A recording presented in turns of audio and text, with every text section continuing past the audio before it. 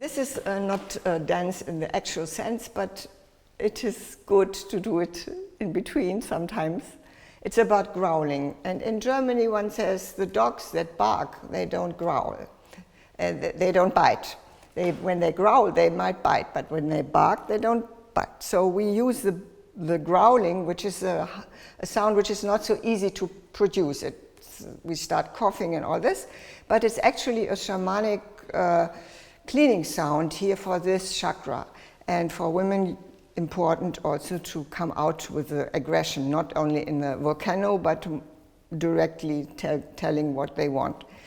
And so we will do this, and we will start doing it face to face, and then I will show what would help the other one to relax more in this, and then we can see it, or hopefully.